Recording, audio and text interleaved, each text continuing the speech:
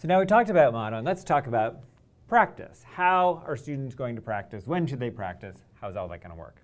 The objectives here are first to talk about when students are ready for practice, then talk about both guided and independent practice, and finally talk about after practice, what do we do next? This is part of our explicit instruction framework, which should at this point be sort of imprinted in your mind. It looks like what? I hope you had some orangey yellow and orangey brown and gray boxes in your head, just like this. And we've already talked about modeling. Modeling is really important, but why isn't it adequate? One way to think about this is that if you do not go past modeling and students don't get to practice, it's like you might as well not have done it at all because they don't necessarily learn just from you demonstrating, right? We can put this in the database individualization framework. There's a lot of text here, so let me kind of talk you through how we think about database individualization as relating to the decision to do practice. So we know that when students don't respond as shown by progress monitoring data, we need to think of a way to intensify instruction. When we look at the diagnostic data, perhaps we see that students have really variable response accuracy, or we find that students are completely inaccurate. Then we might decide that our adaptation would be to intensify explicit instruction, to intensify by increasing the explicitness of the instruction. And let's suppose that we already know that we've done clear explanations, we provided multiple planned examples. If those things are in place, then the problem could be in the practice rather than in the use of the model. So that's why practice is important. Let's explicate that just a little bit further. So why is practice important? Why can't we just do a model? Well, one way to think about this is that it's like learning from a TV documentary if you're just doing the explanation and the modeling. I've watched lots of TV documentaries and I listen and I'm like, no, I didn't know that. Yeah, that is really interesting. But if I learn from TV just that way, it doesn't make me commit to it. And that's what practice does. It makes us commit to the learning. We actually are then taking in the information, showing that we actually were able to process it, to cognitively process that information effectively. It's also the case that it's sort of like learning something really complex like computer programming.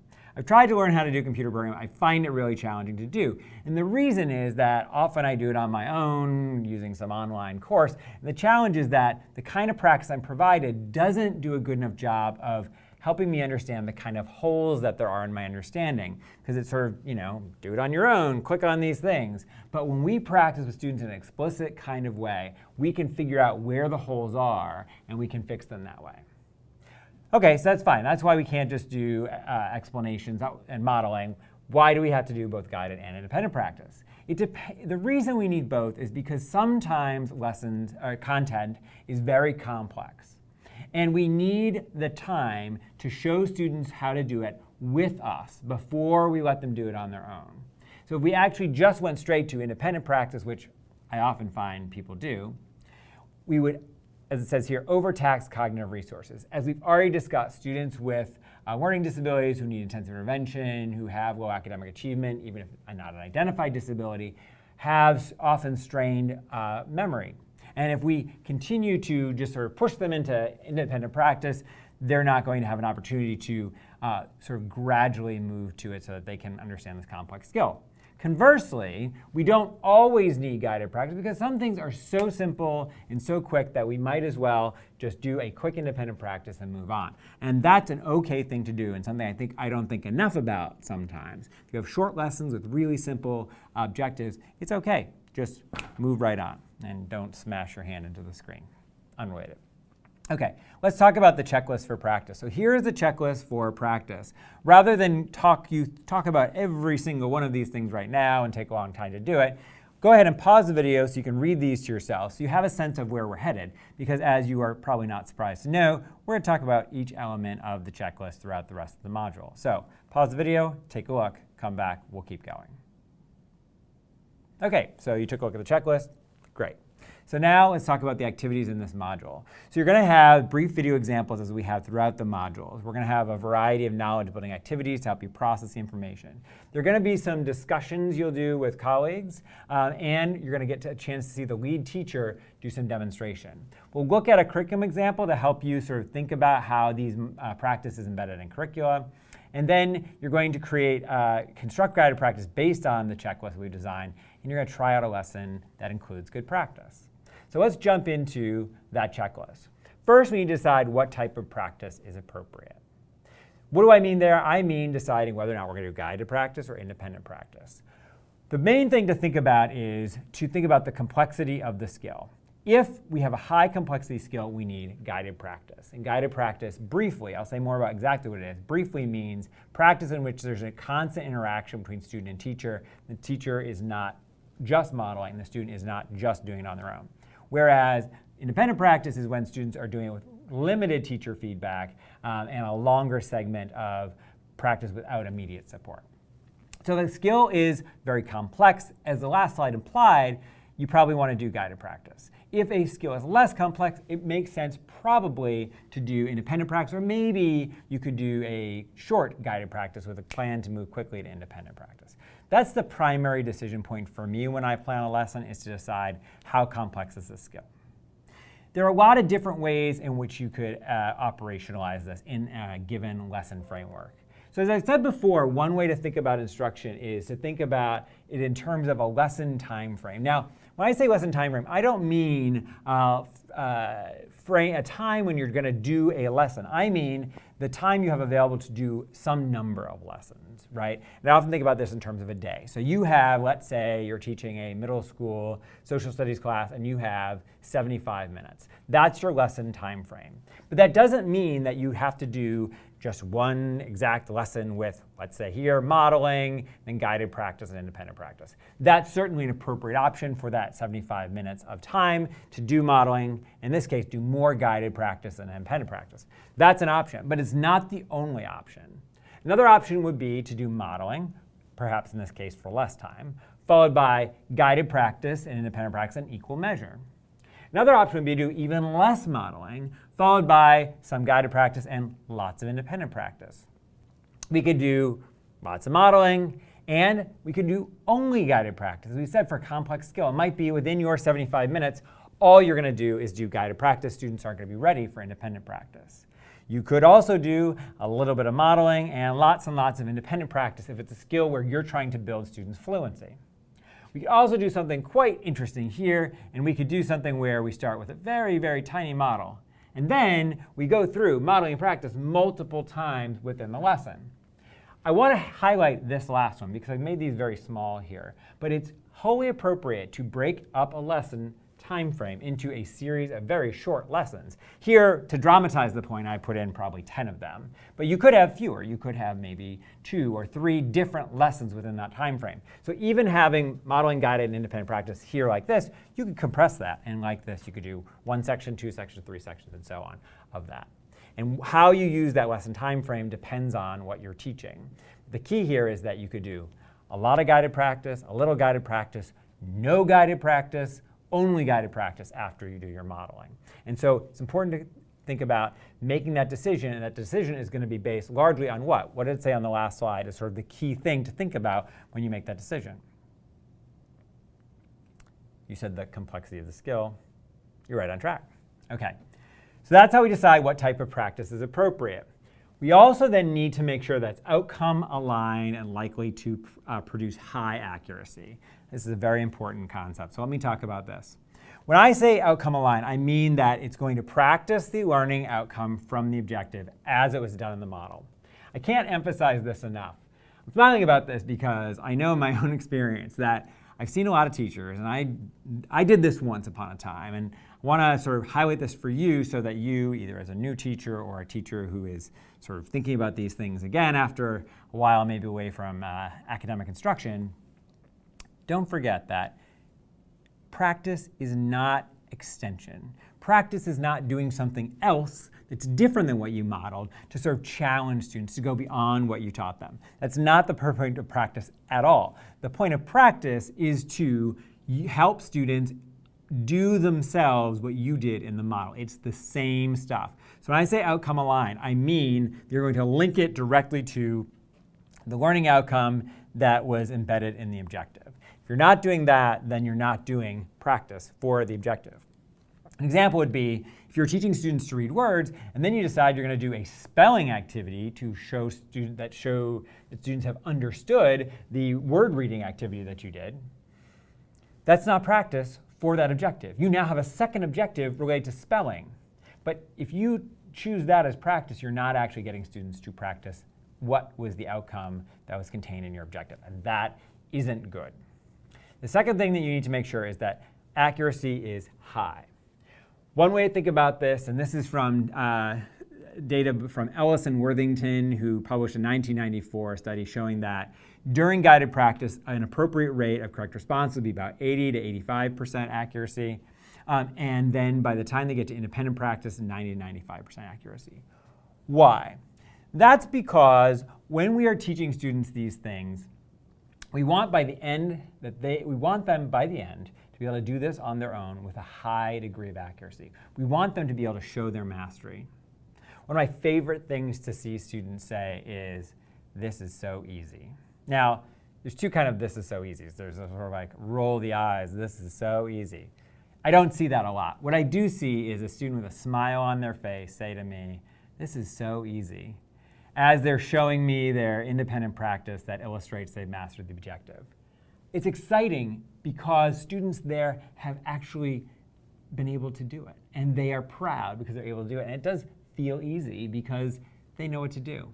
And if that's where we are by the end of a lesson, then we are doing it right. Students should feel by the end that it's so easy. So that's our outcome-aligned, high-accuracy practice. Now let's get into the thick of things. Let's talk about what it means to provide guided practice and the ways that we're going to do that. Let's talk about what it means to be guided in some detail. I talked about it briefly before.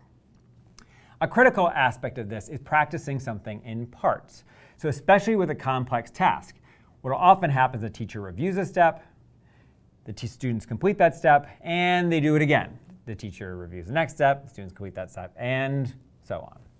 Second thing is that the teachers are going to practice simple tasks with the students. So the students might do something in unison, followed by the teacher providing feedback. So the teacher and the students say it together. The student listens to see if all the students are saying it correctly. If they aren't, then the teacher stops and provides feedback. So that's another way to practice a simple task. When you are doing guided practice, knowledge is reviewed. So as a teacher reviews this step, they're going to talk about it. They might actually provide some hints here. They might not, they're probably not going to provide the necessary knowledge that students are supposed to generate. So if you're teaching students to, let's say, complete a word problem, and you're asking them to look for unknown information, you're not going to tell them the unknown information, but you might give them reminders about what it means to look for that unknown information.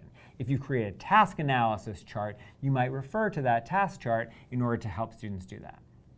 The students then recall the idea based on the hint, just like they would say, "Oh, right, I looked at my chart and I remembered what to do."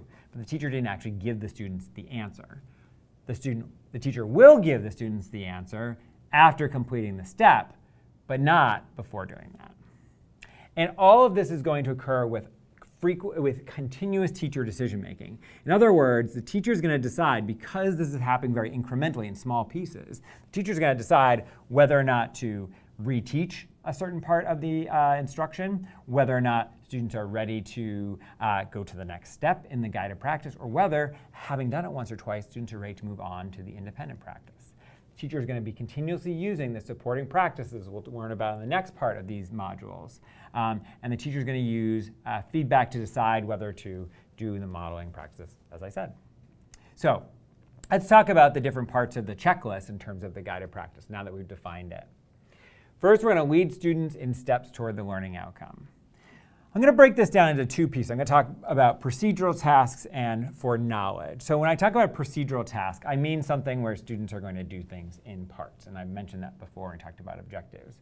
So the idea of the procedural task is there's a series of steps. And in guided practice, that basically would mean executing each of the steps in the procedure in succession and using that teacher and student dialogue going back and forth to do that.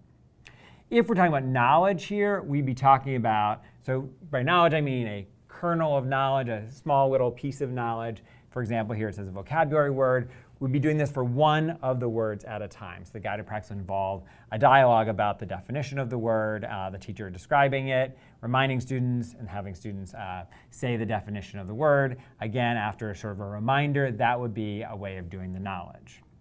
And so then once a student, and so what does that look like to lead the student step by step? Let's do this with an objective that is procedural. So you may remember this video. This is a video of my colleague Sarah Powell, and this is me, sort of, you can see the glasses, but not a lot of the rest of it.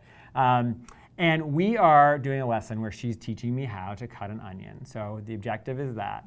What I want to have you think about now is, for this lesson, this is a procedural task, right? So is Sarah having me execute each step separately, but doing it along with me in terms of the way we talk about guided practice? So go ahead and watch this video and think about that, and then we'll discuss it as a pair. And so now we're going to chop an onion together, all right? We're going to do some, what I like to call guided practice, okay? So we're going to go back to our steps. Okay. So let's remember, what are we going to do first? Peel. And you know, I actually already made this easy. I peeled the onion for us, okay? Then what are we going to do? Slice in half from end to end. And where are the ends on the onion? Those are the ends. Very good. Then we're going to cut off one of those, and then we're going to slice the grains. And then what do we do? Chop. Okay. So I've got a cutting board, you've got a cutting board, and you're going to do the first part of this. So we've already peeled it. So number 2, we're going to slice in half from end to end. I'll let you use my favorite knife, and I'll use the little knife here. Great. All right. So if I'm going to slice it from end to end, you got to get your claw out. Okay. Claw out. Hold your onion and get it so the knife can go from end to end. Okay. And I'm just going to go straight down the middle of the onion. That was very good. Thanks, nice work. I like how you chop that from end to end. All right, now we're going to cut off one end. So I'm going to use this half of the onion. Use that half of the onion. Okay. Which end are you going to cut off? I'll cut off this one. All right, I'll cut off that one too. Okay. All right, get those there. Just going to throw it aside. Throw it off the cutting board. We don't need that anymore. Okay. Yep. Now this is where it gets really fun. Now we're going to slice the greens. So what greens are we going to slice? We're going to go along this way. Right? Yeah. The pumpkin thing. The pumpkin lines. All right. So go ahead and turn. You can kind of get it to a place that. Like this. Very good. That's nice. Okay. All right. Now slice those greens all the way to the middle. Okay. Very good. Nice. Okay. Maybe just a little bit gentler. That's nice. Okay. And then once you get about to the top, this is when I always like to kind of put that slice back in there. Just turn it around. Okay. So then it'll be easier to cut the grains going this way. Cool. Okay. Yep. I'll do mine too.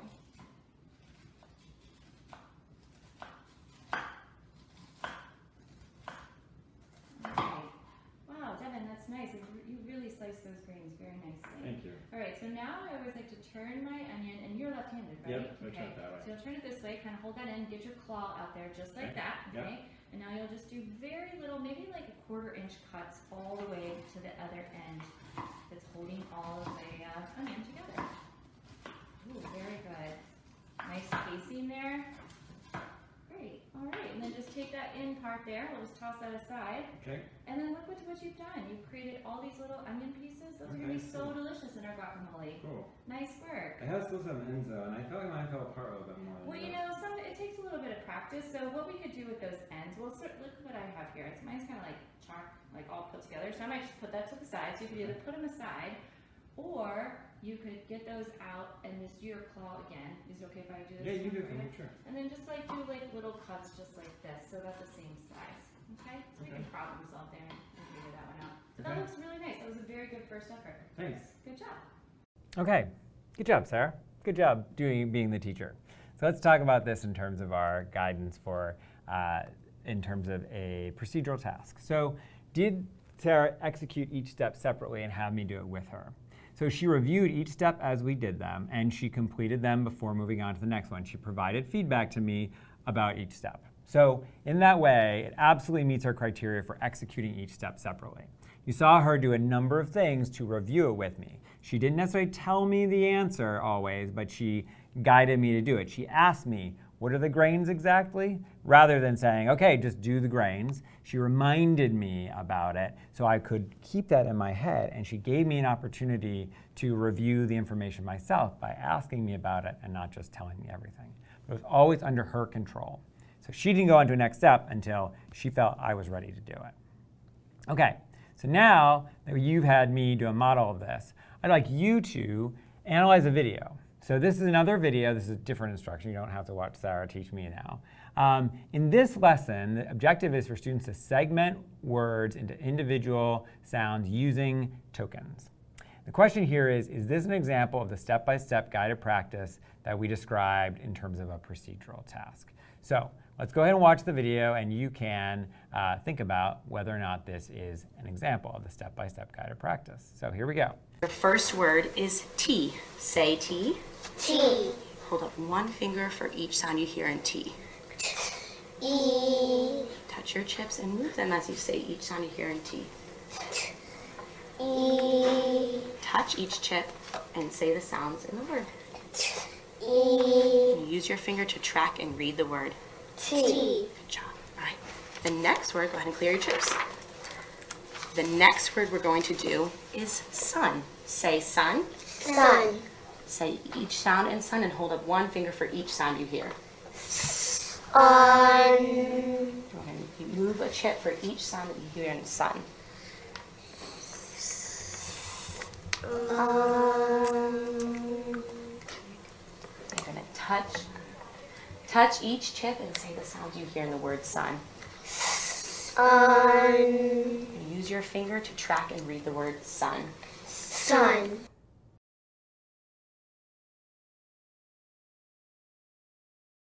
Okay, I'm back. So let's talk about that video.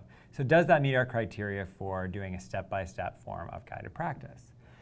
So first of all, you can think about what the task is. It's certainly procedural. It's definitely step-by-step. Does the teacher lead the students through step-by-step? Absolutely. She tells the students what each step is before she has them do it. And I think you can notice there another practice that's not here not reflected in this checklist, but important, is that she has taught her students very carefully how to do things as a group so that they were perfectly synchronized in their responses. So that's not about the practice per se. It's about the strategy the system she's put in place to make sure that students can do that. And that's a routine, something that can really help students, something you'll talk about if you do the behavior part of these courses. So she stated the steps, has the students completely. Are they executed separately? Yes, the teacher broke them into individual parts. And then she repeated this cycle with each of the new words. So she executed what I think is very clear guided practice, following this criterion of doing this lesson step by step. So now let's talk about prompts. What do I mean by appropriate prompts? The idea here is that you want to provide prompts for students to remind them about things that are more or less supportive depending on what students need. So more supportive prompts involve smaller steps in the process. So it would be possible to kind of combine a number of steps, but if it's more supportive, you're going to use the smallest steps you might be able to use in a certain process. You're also going to verbalize more. When you give students a complete description of what they're going to do next, that is the most verbalization. And you would add a lot of reminders in order to keep students with you. Less supportive would be essentially none of those things, the opposite of those things. And you would do that less supportive practice when you felt students were capable of handling that. The idea here is that if you're going to do guided practice, it might be less supportive, but you're certainly not leaving the students out on their own. If you're doing that, what are you doing? Yeah, it's independent practice. That's not what we're talking about here. We're talking about doing something that involves a gradual release of responsibility. So you might do more supportive and then less supportive. Or you might jump right to less supportive if students seem to be ready to do that based on their responses during the model. So let's talk about what these prompts might be like. A prompt is a way of reminding students, a way for the teacher to support students that will, as it says here, lead them to the right answer but not give them the answer. You can have a variety of different kinds of prompts that will help students process the information. So for example, with verbal prompts, it might be a directive about what to do, which you saw in the last video. It might be a question like Sarah asked me as I was going through that process, and it might be a simple reminder of like, make sure you think about before students do the next step. You could also have visual nonverbal prompts, point to a checklist, show students a visual schedule, review the images for words before students give you a definition, and so on. And you could have physical prompts as well. And when you're doing a physical kind of task, a task where students need to actually manipulate something, if students need a very high level of prompting, one way to do that would be to provide a hand-over-hand prompt to show students how to do it as sort of an immediate support for them. So let's look at an example of this. In this video, Mr. Shu, is doing a lesson where students are matching shapes of the same size and orientation. The question is, does this meet our criteria for providing appropriate prompts? So for appropriate prompts, you need to design prompts that are linked to the task and likely student need, and to change the level of prompting based on how students are responding. So let's take a look at this video and see whether or not Mr. Shu is providing the appropriate kind of prompts. We have 1 meter. Let's work it together on the third item. So what's this shape? A square. Square. Yes, let's trace that.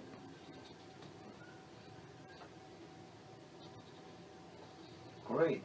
And then we need to find another square on there. All right. So can you find the square on the right? Yes, great.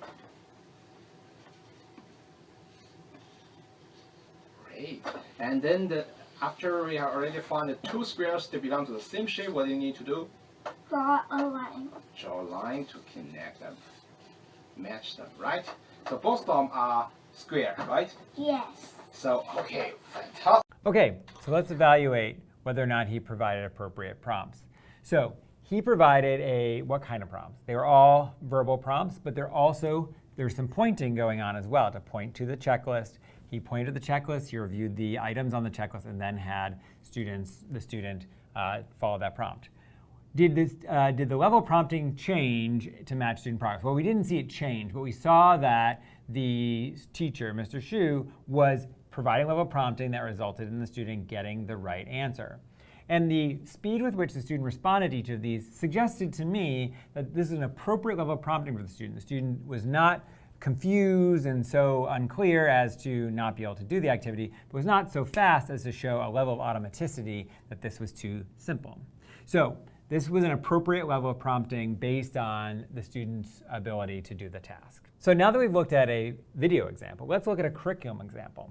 In this curriculum example, we have a description of a lesson that doesn't actually describe the prompts that you might use to help students understand the concept. In this case, rather than having a procedure, we have knowledge. And the knowledge here is concerning the terms gibbous, waxing, and waning, which are words about the phases of the moon. If you don't know about them, you could do a little reading, but I can tell you that a gibbous moon is sort of more than half full on its way to becoming a full moon or on its way away from being a full moon. And the idea here is to get students to understand this.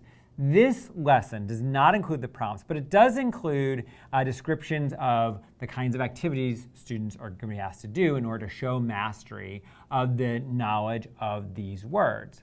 But we want to provide prompts to support students in getting the right answer, even if they aren't completely ready to tell you which of these words they're trying to say. So how would we incorporate prompts? So look at the criteria for appropriate prompts, and then think about how you could incorporate appropriate prompts in the section of the lesson where the teacher is now asking students to begin to demonstrate their understanding. So task, read this curriculum example, think about what kind of prompts would help students get the right answer when you ask them about the definitions of the words. So do that, we'll come back together, and I'll give you some thoughts that I had.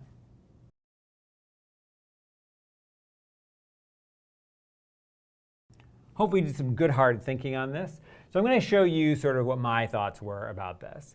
So in terms of providing a variety of prompts, one that I thought would be appropriate would be to provide a verbal hint about the meaning of the word. So here's what I would say. In the first quarter, we start to see more of the moon. Which word do we use when we are seeing more? So this would be reminding students about, this is waxing, right? So if you don't remember that from your science classes in elementary school or whatever. So waxing is when it's getting bigger. And we've already taught the definition of that.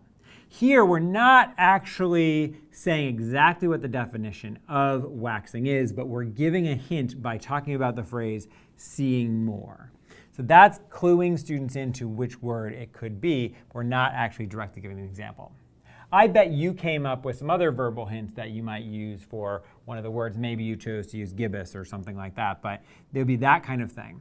Second thing could be to use a gesture. In this case, it says that there's a definition, or there's a gesture for gibbous. And in this case, using the gibbous gesture, which shows that it's sort of like more than half your hand, covering the other half, giving a reminder of that gesture might be a clue to help the student remember the definition of gibbous. So those are a couple examples of how you might include prompts even when they're not specified within a curriculum example. How could you change the level of the prompting? Well, to get to a higher level, you could increase the level by including more of these things. You could go to a lower level by providing less specific verbal information. So instead of saying all of this about the first quarter, we can instead say, think about the first quarter. And if students know the first quarter is the first part of the moon phase, right, of the 4 parts. I'm not going to go into it. Look it up. But if the students know about that, that prompt might help them remember that they're thinking about a waxing moon. So that would be an example of how we could change the level of prompting to make it appropriate for a given student. Now let's look at feedback. So part of guided practice is not only leading the students, not only providing prompts, but also then providing immediate feedback to students. I can't emphasize enough the importance of immediacy in the feedback. We'll say more about this when we get to supporting practices, but for now it's important to say that when you're giving feedback, what you're doing is watching the student carefully, interpreting what the errors tell you, and then providing feedback that aligns with the type of error. So things that you would ask yourself are, is the student moving toward mastery? Am I seeing the student move in the right direction? Do the students say and do things that demonstrate the progress toward the mastery? And where in the process are the mistakes occurring? It's often going to be the case if you're teaching a procedure, there are certain parts of the procedure students always understand. There are often going to be parts where they almost never understand it. And figuring out what part of the process is the tricky one is a big piece of providing the correct kind of immediate feedback. So you've got to really focus carefully on what you're seeing the student do and where, if there's an error, they're making that error. So let's look at a video of this to see the kind of feedback the teacher's providing during guided practice. So in this lesson, the objective is for students to complete sentence segmentation activity using tokens. So the question here is, does this meet our criteria for observing and providing feedback? We want to make sure the teacher's watching students carefully, interpreting what the errors tell the teacher about the student's understanding, and providing feedback that aligns with the error. In order to do this for this one, you're going to do it as an activity. What you're going to do is analyze the video example, and you're going to timestamp it. So here is an example of a timestamp. Here's a case where the teacher, we found in this section from minute second 27 to second 54 that the student did not move the tokens. And then the teacher provided feedback, individual student support by guiding the student to move the tokens. So the teacher provided a gestural prompt for doing that part of the activity. So that's one example of the kind of feedback that the teacher provided. The teacher observed and provided that feedback. Your task is going to be continue to do that for other parts of the video, pausing when you see the teacher doing something that shows a response to an incorrect step, and then you're going to note that on here. So go ahead and watch the video. Make notes about the timestamps where you see those errors and the teacher providing feedback, and we'll talk about that when we're finished. Listen to my sentence. Dogs chase cats. Say it. Dogs chase cats. Now let's count how many words were in that. Let's count. Dogs chase cats. How many words did you count? 3. Now let's map it. Dogs chase cats. Nice job. I see your 3 tiles out in front. Make a line with them just like a sentence would be. When we write, we start here and we go over. Put your first tile here for he. Oh wait, no. First tile for dogs. Chase. Cat. Good job. Now we don't need these. Now let's touch and say. Dogs chase cats. Now read it. Dogs chase cats. Good job. Take your tiles back to you. Listen close, this is our longest sentence yet. The man wore a green hat. Say it. The man wore a green hat. That's lots of words. Let's count them. The man wore a green hat. Let's try one more time. Make sure you're getting all those words. Let's count. The man wore a green hat. What color was his hat? Green. I don't want us to forget that part. One more time. Count the words. Make sure we have them. The man wore a green hat. Look at your fingers. How many words did we count? 6. 6 words. Now let's map it.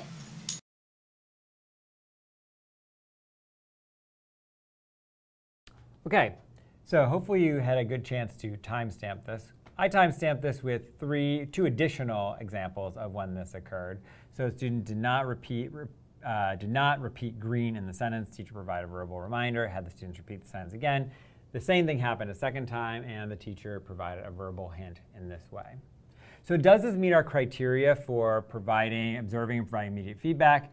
Did the teacher watch students carefully? Yes, she listened. She understood that they had missed this piece of it. Did she interpret the meaning of the errors? I think so. She understood that students were not getting the correct word. And then she provided feedback that aligns with the type of error. Yes, she started with a verbal prompt. Well, in the case the student did not move the tokens, she provided a gestural prompt to point to the student where to move the tokens, and then provided a more physical prompt to actually move the tokens for the student. When the students did not say green, the teacher started with a verbal reminder that showed, or let's make sure we say all the words in the sentence to show that she was going to provide feedback that was really closely linked to what students didn't understand. When that wasn't adequate, she then provided more feedback that continued to align with the fact the students did not remember the correct word in the sentence. So I would say that the teacher in this case is observing and providing appropriate immediate feedback for the students. Now we've gotten all of the pieces of guided practice put together. We now know that for guided practice, students should be led in steps toward the learning outcome, that the teacher needs to provide appropriate prompts, whether they're visual, gestural, or verbal, visual, or gestural. And the teacher needs to observe carefully and provide immediate feedback. So now let's take a look at our lead teacher, Ms. Leonard. And Ms. Leonard in this example is going to teach students how to use a number line. Look at these two different examples and see how what Ms. Leonard is doing compares with the guided practice checklist, whether or not she's leading students in steps, providing appropriate prompts, and observing and providing immediate feedback. So go ahead and watch Ms. Leonard do this in the first video. I'll show you how to use a number line to solve problems. The first problem is 2 plus 3. The first number in the equation is 2. So I'm going to put my finger on the 2. The next part of the equation says plus 3. So I'm going to move my finger up 3 spaces on the number line. I end at 5. So the answer to 2 plus 3 is 5. I'll read the whole equation for this problem. 2 plus 3 equals 5. Now it's your turn to use the number line to solve an equation. Go ahead. Okay, so now let's watch a second example of guided practice. I'll show you how to use a number line to solve the equation 2 plus 3. The first number in the equation is 2, so I'm going to put my finger on the number 2. The next part of the equation says plus 3, so I'm going to move my finger up 3 spaces on the number line. My finger is on 5, so that means 2 plus 3 is 5. I'll read the whole equation for this problem. 2 plus 3 equals 5. Now it's your turn to use the number line to solve an equation. The first equation is 4 plus 2. So everybody put your finger on the number 4. Your finger should be on the number 4. The next part of the equation says plus 2. So everybody move your finger up 2 spaces on the number line. Now I'll move my finger up 2 spaces. Your finger should be on 6. So that means you solve the equation 4 plus 2 is 6. Everyone, the answer to 4 plus 2 is, that's right, the answer to 4 plus 2 equals 6. So let's read the whole equation for this problem. 4 plus 2 equals 6. Nice job. Okay, so let's talk about the two examples. Obviously, we said the first one's a non-example, so let's start with that one. So what we saw there is a classic non-example of guided practice. What we saw there was a model without a lot of student participation, but a model. And then the teacher asking the students to do it on their own, which is right into independent practice, which is a frequent problem that I see in instruction. The teacher did not provide any prompts. There was no opportunity for feedback. So in terms of our criteria for providing guided practice, it does not meet any of those criteria. The example did a good job of this. It actually began with a model, right? That's actually what you saw at the beginning was a single model. Let's presume that that was adequate for the students in this class. It might have been adequate because the teacher was very strategic. Ms. Leonard really carefully scaffolded this. There was not a lot of room for error for the students. She told them exactly what she expected them to do and then watched to see if they did it. So when we think about the level of prompting, there's a very high level of prompting that was very closely tied to a very specific objective. And that's appropriate at this stage in the learning for the imaginary students we have here. We would not want to see this level of prompting continuously. We would want eventually Ms. Leonard to reduce the amount of prompting the students were provided. But we did see the teacher lead students in steps toward the learning outcome with a high degree of support, providing appropriate prompts to remind the students about each step. But she didn't do it for them. She told them what to do, but she didn't actually do it. She had them do it themselves. And she provided feedback. In this case, there weren't any mistakes, but she did confirm that they'd given the right answer. And so she had been monitoring to make sure that that was the case.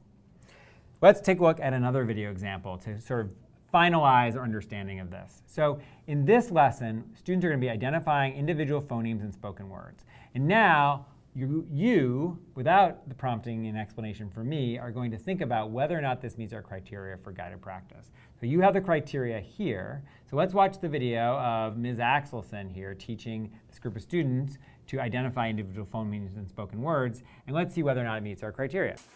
The next word is pitch. Catch it? Pitch. Itch. Pitch. Show me with your tokens.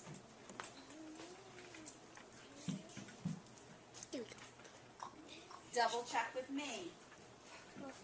Itch. Put your finger on the ch sound. Put your finger on the I sound. Put your finger on the p sound. And go itch. Where is the p sound?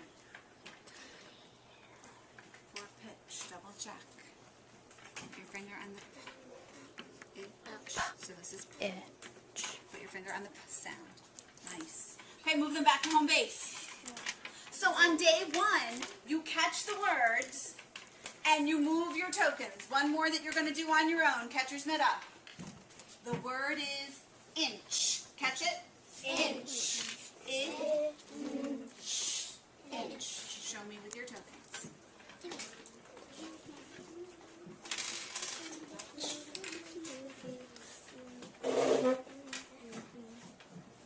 Wow, and looking around, everybody got it? Move them back to home base. So now let's take a look at this in terms of our review. Now, does this meet our criteria for guided practice? What's interesting about that video is she says they're going to do it on their own, which implies it's going to be independent practice. But is it truly independent practice? I would actually say it's not, because the teacher is still leading the students in steps. The steps are bigger, right? The teacher says to do this and then to move the tokens and then tap it. But what's happening there is that the teacher is still breaking it into pieces. So I think in that sense that the teacher is still leading the students in steps towards the learning outcome, so it isn't truly independent. The teacher does provide the prompts as needed. The prompts are simple. The prompts are not elaborate. It's much less prompting than we saw in the lead teacher example, lead teacher demonstration. But we saw verbal reminders of the steps, and we saw the teacher pointing to the tokens on her screen, her overhead projector to show the students the skill. She provided the immediate feedback on the board, and she walked around the room to check student work. That could be something also you would do during independent practice, the walking around the room, but it's, I think, here still guided because she is immediately providing support. She's thinking immediately, do the students get this one? And then reflecting on that with the class. They're ready, I think, for independent practice because they showed a high level of mastery. The independent practice would be having them do this on their own without Ms. Axelson providing the immediate support. So they'd actually be maybe given a series of words and they'd be doing it on their own without Ms. Axelson giving any reminders whatsoever. That's not what we saw here, though, so I think it's still an example of guided practice. Let's look at another curriculum example to see whether or not this meets our criteria for guided practice, now that we've got all these things together. There's a lot of text right here, so instead of reading this to you, I'm going to ask you to take a look at this on your own, and then we'll come back together and we'll discuss it. So take a look read through this curriculum example, and then we'll come back together, and I'll tell you what I think about whether or not this is a good example of guided practice. So pause the video, take a look, we'll come back together, and we'll discuss. Okay, so here, let's think about whether or not this actually meets our criteria for guided practice. Is this leading the student in steps toward the learning outcome? I would say yes, and here's why. The teacher is, in this lesson, in this curriculum example, the teacher is asked to tell the students, what do we do first? What's our next step? So the teacher is leading students in steps towards the outcome. This is a complex procedure here, and so it makes sense the teacher is providing guidance for each step. Now let's look at whether or not they're appropriate prompts. Are there appropriate prompts? I would again say yes. Here it says, good. You talk about it clearly to yourself. And here again, if a third sentence seems necessary. So it's in the curriculum example, it's actually built in provision for appropriate prompts, right? And so this gives an example of how the teacher is actually asked to prompt the students built into the curriculum example. And does this involve observation providing immediate feedback? Yes. So it has here, if no consensus, ask another student. If consensus, provide positive feedback and continue. Here again, provide positive and corrective feedback as needed. The curriculum has built into it support for the teacher to make it help to make sure that the students are understanding throughout the guided practice. So this is an example of a curriculum in which the guided practice is actually quite guided. So that is a good example. So we're closing here with a nice good example of guided practice. So that is guided practice. What we're going to do step by step in parts with prompting for the students and with continuous observation and providing immediate feedback. So now we've got guided practice. What's next? Correct, independent practice. So let's talk about independent practice. The first thing to ask ourselves is, when do we do independent practice? Well, obviously we're going to do independent practice after guided practice, but not necessarily. So we want to do independent practice when students are able to replicate the steps in a procedure or key aspects of the skill with limited guidance or prompting. Now, what does that mean? Does that mean we have to go from guided to independent practice? Maybe it does, because obviously if students are able to replicate steps, they will be doing that during guided practice. However, if a skill is very simple, it may be the case students can replicate the steps in a procedure without virtually any additional support. And I've seen lessons, particularly when teaching students a new procedure, like how to raise their hands, it isn't really necessary for them to practice that in a guided way. It may be appropriate for you to state what the students are to do and then to have them show you repeatedly what they're doing. It will not necessarily be, you may not necessarily need to provide the continuous guidance. It might be enough just to say the step. So if you know that that's when you're using independent practice, then come into play the characteristics of it. So first, you need to review the expectations and outcomes, the expectations and resources available for students for meeting the learning outcome. What this means is that we are going to have selected an objective link practice items that lead to high levels of accuracy, 90-95%, as we've already said. And we review the expectations for meeting the learning outcome, reminding students how they can look at that. So what would be an example of a kind of expectation you might set for students? If I'm teaching a reading lesson, let's say, and I want students to read words correctly, I would say that what I'm expecting them to do is to carefully say the words the right way. It'd be important to state that as an expectation, particularly if they might confuse it with saying the words quickly, for example. So it's important to set the expectation. It's also useful to help the students remember how to prompt themselves. So if they're not sure about this, how could they go back and support themselves? If you're teaching a reading lesson, for example, you might remind students that they have special cards in the room that remind them the sounds that letters make. If you're teaching a math lesson with math facts, you might refer them to a times table chart that they have, or to a number line they could use for skip counting, or something else they could do to self-prompt when they're not sure. So you want to review the expectations and remind students the resources they have available. If you provided a chart with the steps and a procedure, remind students that that's available to them. That's important for students who have intensive intervention needs, because many students who have intensive needs don't remember the tools that are at their disposal. Part of having difficulty with school often means having difficulty with the memory components that involve actually knowing how to use your own resources. In that case, students actually need support from you to remember to use the resources you've given them. So that's an important part of beginning independent practice. Then you want to actually have students work without support. So that's pretty simple. Basically, what that means is limiting guidance from you, the teacher, monitoring throughout the independent practice, watching students but not necessarily continuously engaging with them, giving them the opportunity to try multiple times. But if you find that students need some mini reminders, that would be a time when you could sort of prompt them briefly with a mini reminder. And if you see students are making some mistakes, maybe they're still at 90%, say, but you notice that 10% of the time they're making these mistakes, you can see what kind of confusion they have. You wouldn't necessarily address that during the independent practice. You want to give students the opportunity to practice on their own, to solidify their understanding. But when you record those points of confusion, that's going to give you a way to provide feedback when students are finished. And this is the idea here of providing immediate and delayed feedback. So what this means is that you want to check for understanding throughout as students are doing this on their own.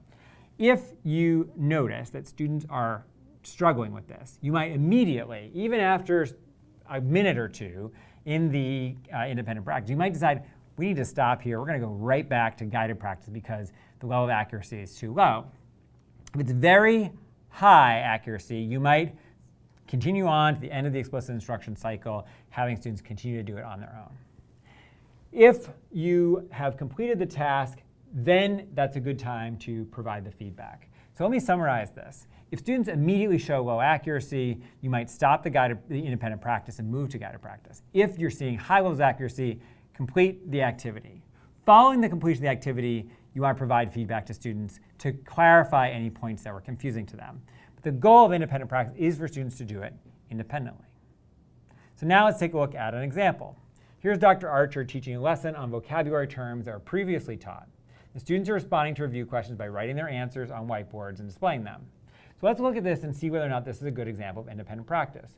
Are the expectations reviewed? Are students working without support? And is the teacher observing and providing immediate and delayed feedback for the students based on the lesson? So go ahead and watch the video and we'll come back together. You have also looked at the term radius. Everybody add a radius to your diagram.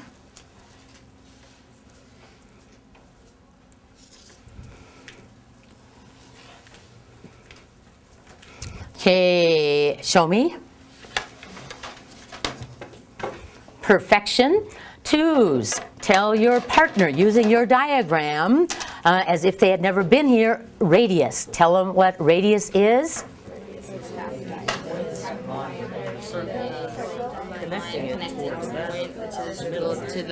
Yes. Okay, listening. Perfect. So I heard you say, if we have an endpoint that is the center and it goes to the circumference of the circle, this outer edge, that would be a what, everyone? A radius. Okay, so let's talk about this example. Is this an example of independent practice?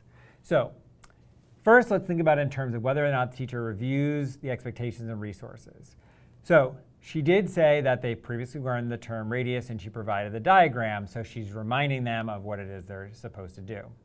She does allow students then to work independently, so they're working without support to do that. And finally then, she has a student hold up their work to show that they actually did it correctly. So it is tricky here to decide whether or not it's guided or independent because she does not provide much support, although she does sort of do things in incremental pieces. So is that truly independent? I think we'd say that it is because she reminds them about the resources available. When they're asked to do the radius, she does not tell them at all what a radius is. She doesn't actually even remind them of a radius. She just tells them about the resources available. She shows them the diagram. And that's what makes it different. That's what makes independent as opposed to guided, is that she doesn't prompt them by helping them remember. All she does is give them a resource that they could use to remind themselves, but she isn't actually doing it for them. I think that we could say that this is an example of independent practice. So now we have a good example of independent practice. Let's think about how this should actually take place. You don't have to do independent practice all at once. There are actually research data suggesting that students are better off if you don't provide all the practice at one time. In fact, they suggest that providing a little bit of practice in increments over time is far superior to doing one big block of practice.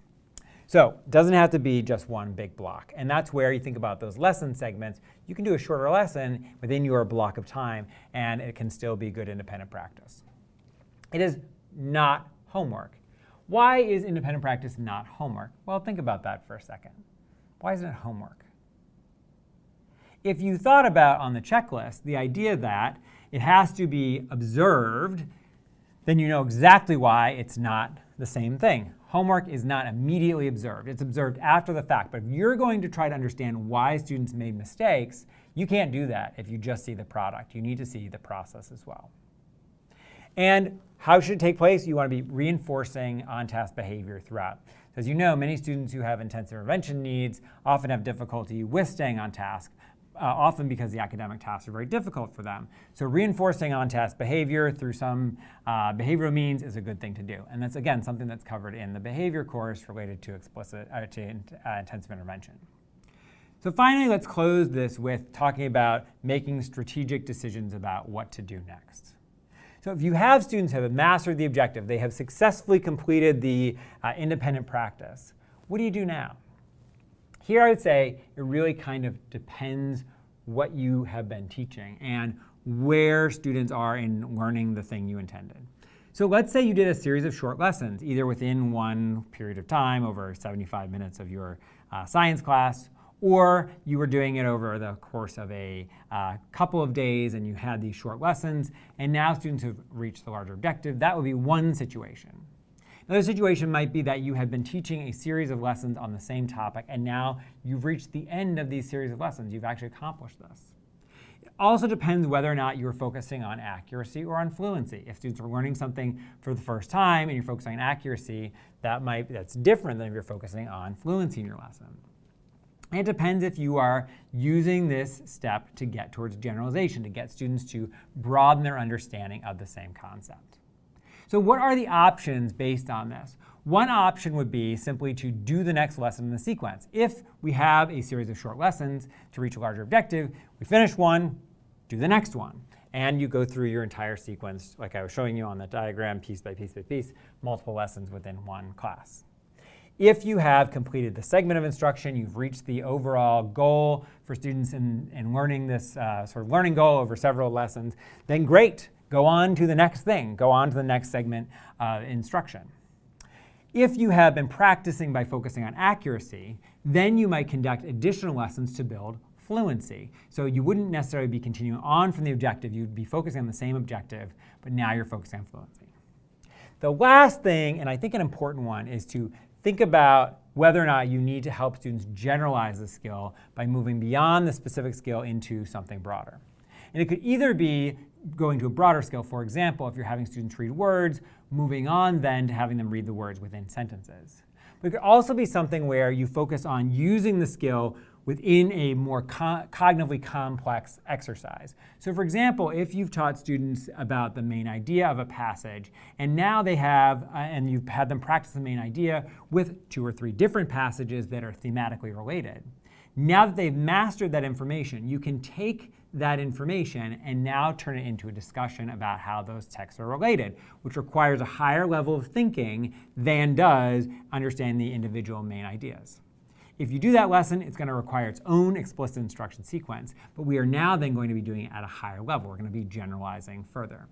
I think this is valuable to think about because I think in special education, when we work with kids with intensive needs who have identified disabilities or are risk for disabilities, we're often accused of focusing just on the little tiny pieces, and we don't focus on generalizing and helping students apply things in the wider world. And I think what Martin says in the article you read at the beginning of this is that students generalize over time. Once you've given them the basic understanding, they can generalize because they can use the information you've helped them acquire by reducing the cognitive demand, by reducing the load on them. And then as a result, they will be able to engage in the cognitive processing of more complex information because they have that solid foundation. So you think about Bloom's taxonomy, we have the knowledge and comprehension pieces in place. So knowing, the understanding and remembering pieces in place, remembering and understanding pieces in place, we can go up to doing the more complex exercises. But that doesn't work if we haven't put those in place. So I think I want to say here, no, I don't think, I do want to say here that we can generalize, but in order to do that effectively, we need to make sure that students have the foundational pieces in place.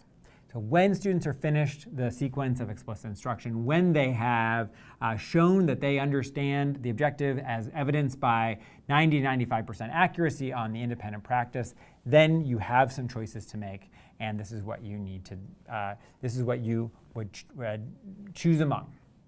And the way that you're going to choose is to think about, and what you're going to choose to do next is to think about the standards, student goals, and curriculum, and where you want to go from there.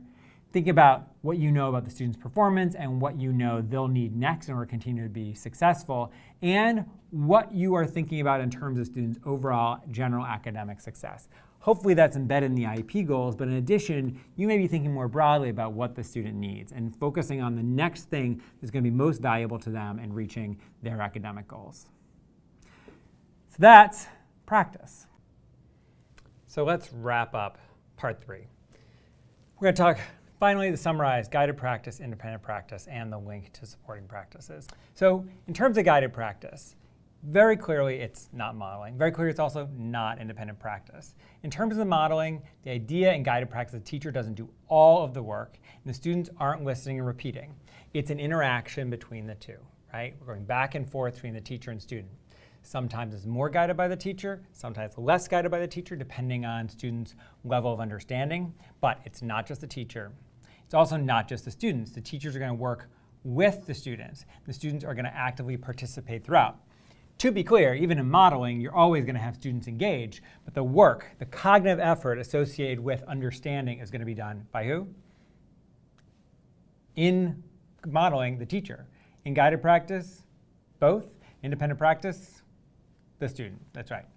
And along with independent practice, I'll also say the point here is to demonstrate success. That's important because often we find, as I mentioned before, people stop giving the same kind of information in independent practice. They go off into some other task and they say, oh, we just did a reading lesson, let's do spelling, as I've said before. We don't want that. We want it to be focused on the skill being taught. This is an opportunity for students to show mastery with the same kind of activity. You don't want to extend the lesson. You don't want to challenge students to go beyond the lesson. We're looking for mastery. And ultimately, you're looking for this to lead to a good decision about what to teach next. Are you going for a higher level skill? Are you going to teach the next skill in a sequence? And so on. So in independent practice, master the objective and show that you have. And finally, keep the supporting practices in mind. It's always critical in modeling, in practice, to use the supporting practice. That's why this gray bar goes under both. Throughout practices, you want to make sure students have lots of opportunities to give responses. It sort of makes sense in a context where teachers are going back and forth, but it's easy to forget that students need to say things to you. It might be easy for just one student to say something, but that, as we know, is not appropriate, and you'll hear more about that when we talk about these supporting practices in the next module. And you also need to provide that immediate feedback and maintain a brisk pace. And as I said, the next couple modules, we'll talk about how to execute these supporting practices so that modeling and practice are successful. So it's always going to depend on having modeling and practice supported by what? Well, yeah, supporting practices. There we go. That ends part 3 of Module 5. You've now finished learning about modeling and practice and how they together form an explicit instruction lesson that will guide students from not understanding a concept to independent understanding of it. It's an exciting thing to do. And now we've taught you that. We hope I have in some ways moved from modeling to practice with you. So great job. We'll finish up with some next steps in the next video.